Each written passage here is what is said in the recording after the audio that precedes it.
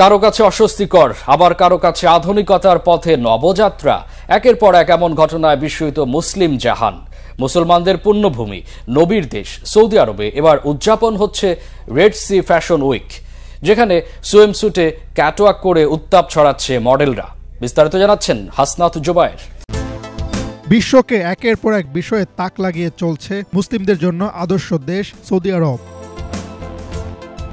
নারীরা যে দেশে এতদিন ছিল কঠোর বিধিনিষেধের মধ্যে, সেই দেশের নারীরা এখন অনেকটাই স্বাধীন। আর বিদেশি পর্যটকদের আকৃষ্ট করতে নানা উদ্যোগ নিচ্ছে ক্রাউন প্রিন্স মোহাম্মদ বিন সালমানের সরকার।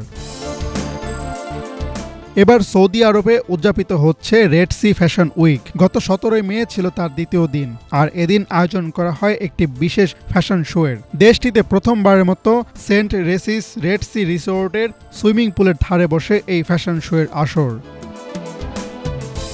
মরক্কোর পোশাক শিল্পী ইয়াসমিনা কাঞ্জালের তৈরি রং বেরঙের সাঁতার পোশাক পরে প্রথমবারের মতো ফ্যাশন শোয়ে হাঁটেন নারী মডেলরা। এ সময় মডেলদের পরনে ছিল সুইমস্যুট, যা মূলত ওয়ান পিস। লাল, ধূসর, নীল, সবুজ, কমলা, গোলাপি রঙের মেলা বসেছিল এই ফ্যাশন শোয়ে। মডেলদের পোশাকের রঙের পাশাপাশি ঢঙের বৈচিত্র্য ছিল। কেউ কেউ ছিলেন উন্মুক্ত কাঁধে, আবার কারোর শরীরের মধ্যভাগ ছিল অর্ধেক উন্মুক্ত। কেউ কেউ আবার মাথা ঢেকেই পরেছিলেন সুইমস্যুট। এই ফ্যাশন শোয়ের ভিডিও ও ছবি ইতোমধ্যে সামাজিক যোগাযোগ মাধ্যমে ভাইরাল হয়েছে।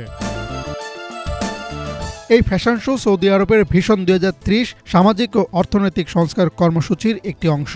এছাড়া রিসোর্টটি রেড সি গ্লোবালের অংশ, যা ক্রাউন প্রিন্স মোহাম্মদ বিন সালমানের তত্ত্বাবধানে গিগা প্রকল্পগুলোর মধ্যে একটি। Hasnat Zubair, news desk, Bangla vision.